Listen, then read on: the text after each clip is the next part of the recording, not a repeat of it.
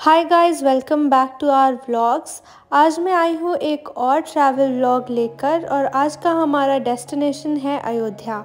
तो अगर आप भी अयोध्या जाने की सोच रहे हैं या फिर ये आपके टू डू लिस्ट में है तो ये वीडियो आप पूरा देखिए, क्योंकि इसमें मैं बहुत इम्पोर्टेंट जानकारी देने वाली हूँ कि अयोध्या में आप कौन कौन सी जगह पे जा सकते हैं और कौन सी बुकिंग्स आपको करानी चाहिए जिससे कि आपकी जो यात्रा है वो बहुत ही स्मूथ जाए। तो अयोध्या में 2 रेलवे स्टेशंस हैं, अयोध्या धाम रेलवे स्टेशन और अयोध्या कैंट रेलवे स्टेशन, और एक एयरपोर्ट भी है। तो आप जहाँ भी रहते हैं वहाँ से अयोध्या की कनेक्टिविटी इजीली आपको मिल जाएगी। मैं दिल्ली से अयोध्या आई थी और हमारी ट्रेन रुकी थी अयोध्या कैंट रेलवे स्टेशन पर, जो कि मेन मंदिर जहाँ पे है उस जगह से करीब 8 से 9 किलोमीटर की दूरी पर है। तो वहाँ से हमें कैब लेनी पड़ी थी जिसका चार्ज 150 रुपीज़ के करीब था, क्योंकि हमने कैब बुक की थी। पर अगर आप वहाँ पे लोकल कैब लेते हैं तो वो शायद आपको ज़्यादा चार्ज कर सकते हैं, क्योंकि वो हमें 450-500 बता रहे थे। और अगर आपकी ट्रेन अयोध्या धाम रेलवे स्टेशन पर आती है तो बहुत इजी हो जाएगा आपके लिए, क्योंकि वहाँ से राम मंदिर काफ़ी पास है। तो कुछ बहुत ज़रूरी बुकिंग्स हैं जो आपको अयोध्या आने से पहले करा लेने चाहिए। श्री राम जन्मभूमि तीर्थ क्षेत्र की वेबसाइट से आपको आरती पासेस और सुगम दर्शन पासेस करा लेने चाहिए।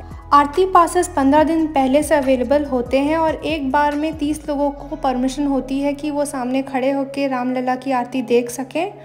रात के 12 बजे से आप अपनी बुकिंग्स करा सकते हैं और कुछ ही मिनटों में ये फुल हो जाती है, क्योंकि इतने सारे लोग वहाँ पे बुकिंग करा रहे होते हैं। अयोध्या पहुँचते ही सबसे पहले दर्शन हमने किए हनुमानगढ़ी के।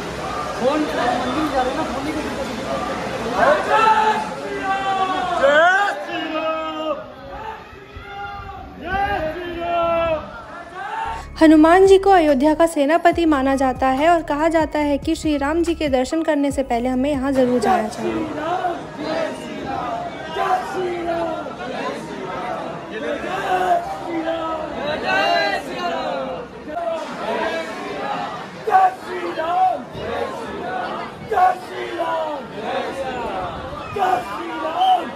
तो अगर आप ऑटो लेकर हनुमानगढ़ी तक पहुंचते हैं तो उसके बाद आपको कोई भी ऑटो नहीं मिलता है। यहाँ से आपको बाकी सारे मंदिरों का दर्शन पैदल चलकर ही करना पड़ता है और ये सारे मंदिर आसपास ही हैं, तो आप आराम से चल के सभी मंदिरों के दर्शन कर सकते हैं। हनुमानगढ़ी से थोड़े ही आगे आप अगर चलेंगे तो आपको दिखेगा ये दशरथ महल। माना जाता है कि ये दशरथ जी का महल था और यहीं पे वो अपनी सारी सभाएं भी रखते थे, और ये फ़िलहाल अंडर कंस्ट्रक्शन है। पर अगर आप अंदर जाके देखते हैं तो ये भी काफ़ी ज़्यादा खूबसूरत महल है। तो दशरथ महल और कनक भवन दोपहर के वक्त बंद रहते हैं, तो अगर आप यहाँ पर जाके दर्शन करना चाहते हैं तो आप ये 4 बजे के बाद ही इन जगहों पर जाएँ, ताकि ये मंदिर आपको खुले मिले और आप आराम से दर्शन कर सकें।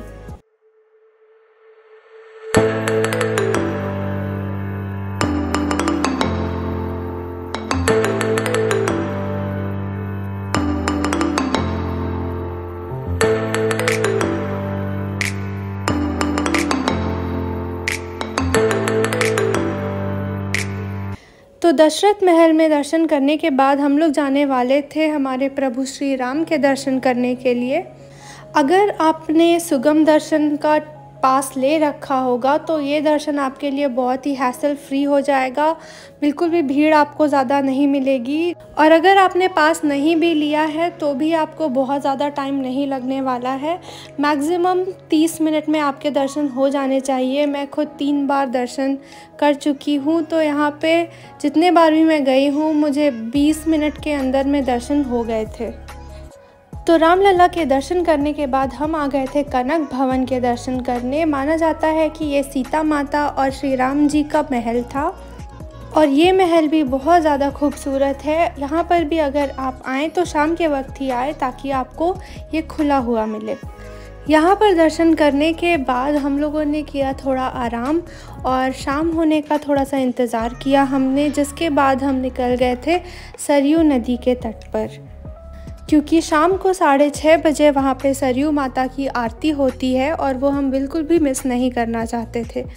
तो हम लोग सरयू नदी के तट पर भी चलकर ही गए थे, वो भी काफ़ी दूर नहीं है, तो आप चल के वहाँ तक आराम से जा सकते हैं।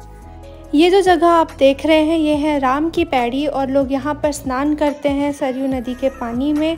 और यहीं पर होता है शाम के वक्त लाइट शो जहाँ पर रामायण दिखाई जाती है, तो वो भी आपको बिल्कुल भी मिस नहीं करना चाहिए।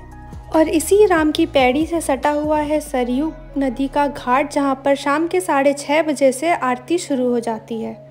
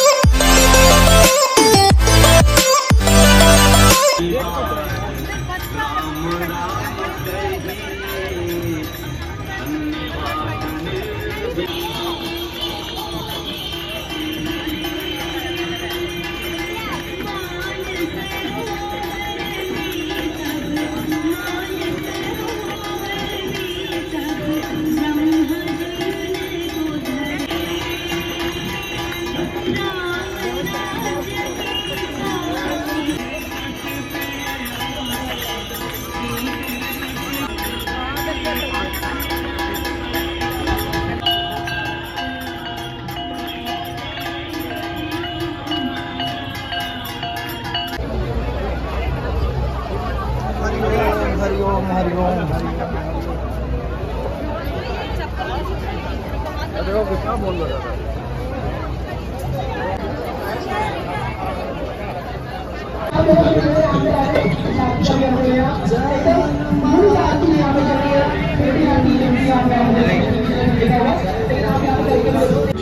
सीता को, अपने प्राणों को और सारी संपत्ति को स्वयं ही छोड़ सकता है। पिता की आज्ञा पालन से बढ़कर सरयू माता की आरती देखने के बाद बहुत ही अच्छा फील हो रहा था और उसके बाद हम लोग जा रहे थे वापस अपने रूम की ओर। और बीच में पड़ता है ये लता मंगेशकर चौक जो कि सरयू घाट और रामपथ को जोड़ता है। और ये एक तरह से अयोध्या शहर में सेल्फ़ी पॉइंट बन गया है जहाँ बहुत सारे लोग सेल्फीज़ लेते हैं। अयोध्या फ़िलहाल टूरिस्ट के लिए बहुत ही बड़ा अट्रैक्शन सेंटर बन गया है। हर कोई अयोध्या जाके राम जी के दर्शन करना चाहता है।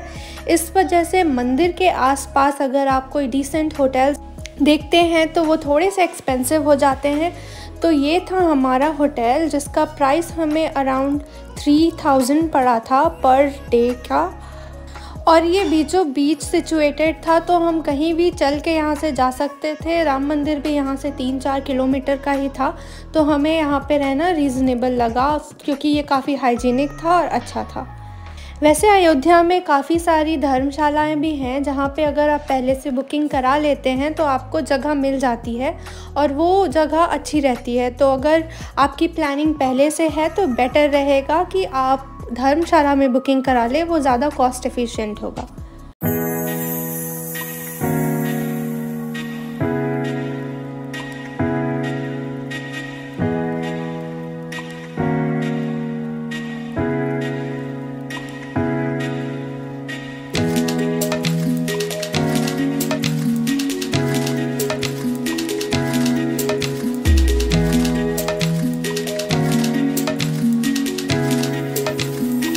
अगर आपको आज का व्लॉग पसंद आया हो तो वीडियो को लाइक करें, चैनल को सब्सक्राइब करें और हमारे साथ जुड़े रहें।